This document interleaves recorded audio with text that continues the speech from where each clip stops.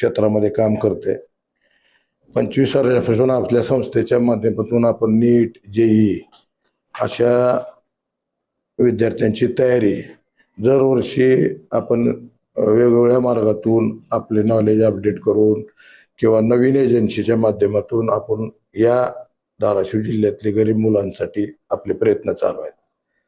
खरं तर ही कालची पेपरफुटी आज आमच्या एक लक्षात गोष्ट आली की जी खरे विद्यार्थी जी रात्रंदिवस प्रामाणिकपणे अभ्यास करून जी मार्क मिळवत होते त्या मार्काचा कसलाही उपयोग त्या मुलांना झालेला नाही.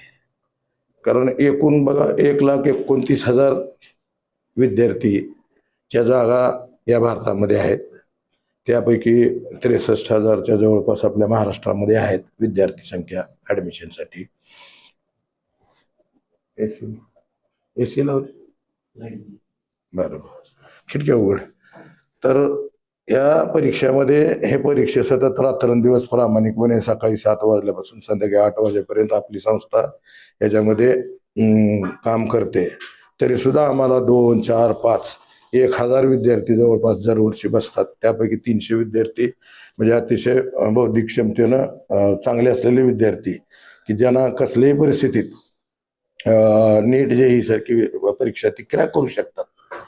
परंतु ज्या पद्धतीनं हे पेपर लिकेजची बातमी काल परवा आली आणि त्याच्यापूर्वी आमच्याकडे 2 वर्षापूर्वी हे मोठे गावकर सरांचे RCC क्लासेस आहेत ना, ते आमच्याकडे 2 वर्षापूर्वी चर्चा करता आली होती की ज्यावेळेस त्यांनी सांगितलं की बाबा आम्ही तुमच्याबरोबर आम्हाला टाईप करायचं, तुम्ही आमच्याबरोबर तयार आहेत का? ठीक आहे, करू. कुठली तरी एजन्सी आपल्याला जे की ह्याच्यामध्ये काम करते त्यांच्यावर आम्ही. पण बोलत असताना ज्यावेळेस चर्चा सुरू झाली आणि त्यांनी सांगितलं की आपल्याकडं काही आर्थिक पैसे असलेले काही विद्यार्थी मिळू शकतात का? म्हणजे कशासाठी सर? तर आपण काही गोष्टी त्या मुलांना वेगळी हेल्प करून जे आर्थिकदृष्ट्या सबल आहेत त्या मुलांना आपण बऱ्यापैकी मदत करू शकतो आणि त्याला नीट जेईची साठी आपण सक्सेस करू शकतो. ही ज्यावेळेस त्याची मागणी झाली त्यावेळेस मी त्याला सांगितलं की आमच्याकडे असा एकही विद्यार्थी नाही जो की 5-10 लाख रुपये तुम्हाला देऊ शकेल. त्यामुळे आमचं तुमचं काय टायअप होऊ शकत नाही. आणि नंतर आपण फिजिक्सवालावर टायअप केलं आणि फिजिक्सवाला अतिशय प्रामाणिकपणे गेली 2 वर्ष झालं आपल्याकडे काम चालू आहे. परंतु सगळ्यात महत्वाचं याच्यामध्ये मुळात जायला पाहिजे की पहिल्या सुरुवातीला आपल्याकडं ग्रुपिंगवर PCB ग्रुपवर मुलांचं सिलेक्शन होत होतं. सुरुवातीला PCB ग्रुप 94-97% त्याच्यामध्ये बोर्डाच्या परीक्षेचा म्हणजे सहभाग असायचा. त्याच्यानंतर हेच CBSE कडं ह्या परीक्षा गेल्या आणि 2019 वरून परत NTA कडे एकदम गेला. खरं तर NTA ही जी एजन्सी आहे ही सोसायटीज रजिस्टर्ड ऍक्टमध्ये झालेली एजन्सी आहे. लक्षात घ्या, यांचं स्वतःचं कसलंच अस्तित्व नाही. सगळ्या ज्या गोष्टी आहेत ह्या सगळ्या आउटसोर्सिंग आहेत. म्हणजे पेपर सेटर आउटसोर्सिंग, पेपर तपासण्या आउटसोर्सिंग आहेत, प्रिंटिंग प्रेस आउटसोर्सिंग आहेत. तर अशा पद्धतीनं जर 22 लाख विद्यार्थी या परीक्षेला बसतात लक्षात घ्या नीटच्या, आणि ह्या एक्झामवर किंवा ह्याच्यावर आपल्या देशाचं आरोग्याचं भवितव्य ठरलं जातंय. लक्षात, देशाचं भवितव्य या आरोग्याच्या ह्याच्यावर ठरलं जातंय. आणि तुम्हाला सांगायला काय हरकत नाही, हे जे MBBS MS MD झालेले जे डॉक्टर आहेत याच्यामधूनच जवळपास 60 ते 70% कमिशन्ड ऑफिसर UPSC माध्यमातून पास होणारे परीक्षा होणारे विद्यार्थी आहेत. लक्षात घ्या. जर अशा पद्धतीने हे किती वर्षापासून चालू आहे त्याच्यामुळं खरं तर CBIनं अत्यंत चांगलं काम या 4-5 दिवसामध्ये चालू आहे CBIचं.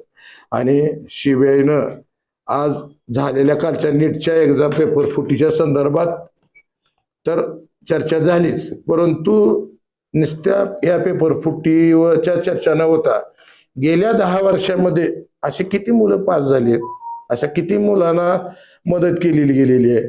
त्याच्यामध्ये आता मोठे गावकरच्या बाबतीत जर सांगायचं झालं त्याच पद्धतीनं राजस्थान, नंतर दिल्ली, हैदराबाद अशा कोचिंग क्लासेस चालू आहेत.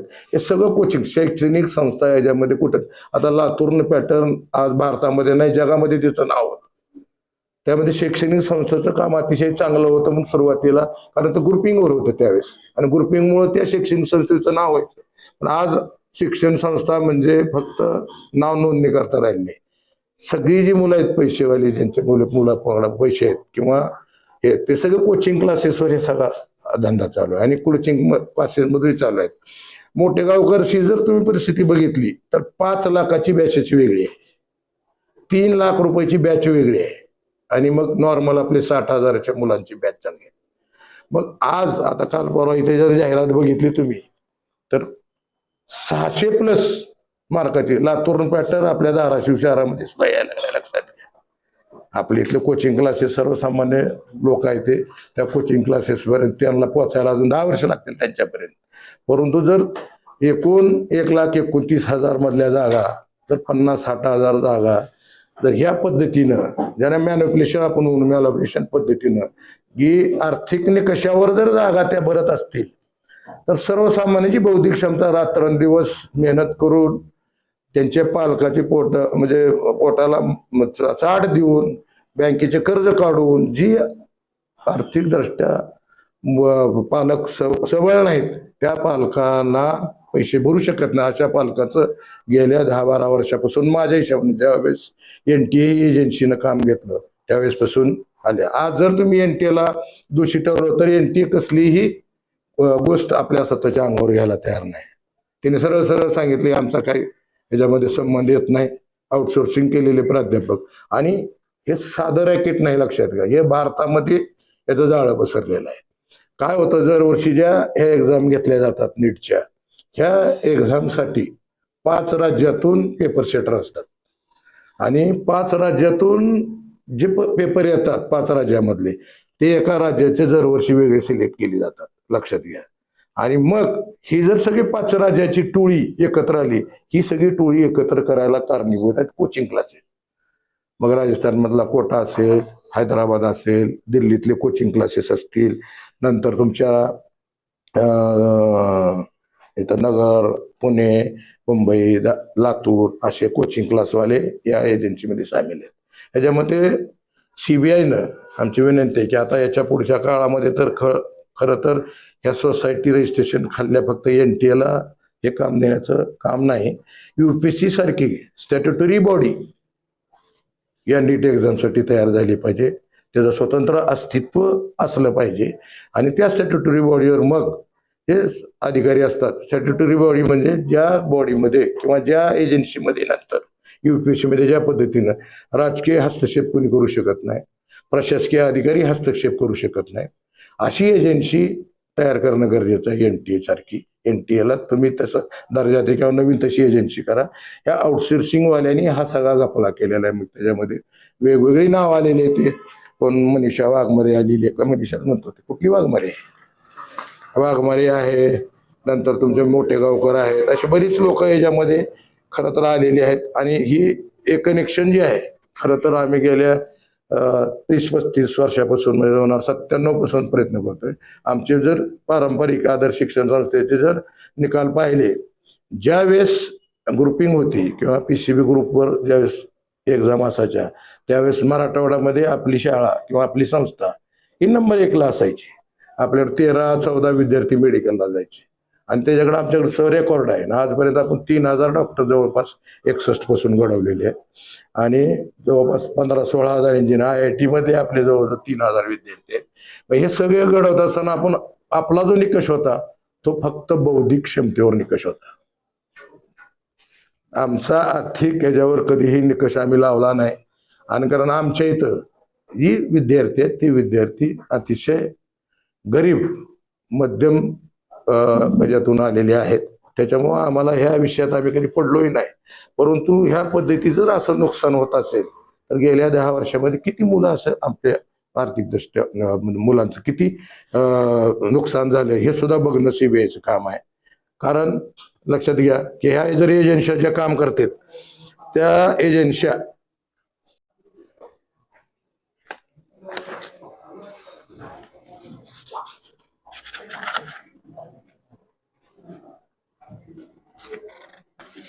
तीन एजन्स्या ह्या ज्या बोगस कामा झाल्या, 3 एजन्सी आहेत काम करत. आता या यंत्रणेतले फितूर लोक, ज्याला आपण इनसायडर म्हणतो, या एनटी एजन्सीत जी काम करणारे फितूर लोक आहेत, म्हणजे मधले क्लार्क असतील, ऑफिशियल असतील, ही फितूर लोक इनसाइडच्या यात काम करतात. आपण ज्याला सॉल्वर्स गँग म्हणतो, म्हणजे दिल्ली एम्स, मोठ्या वैद्यकीय कॉलेजच्या हुशार पैशाच्या त्यांच्यासाठी पेपर तासात सोडवून घेणे, ह्या ज्या सॉल्वर्स म्हणतात, ती एक एजन्सी काम करते.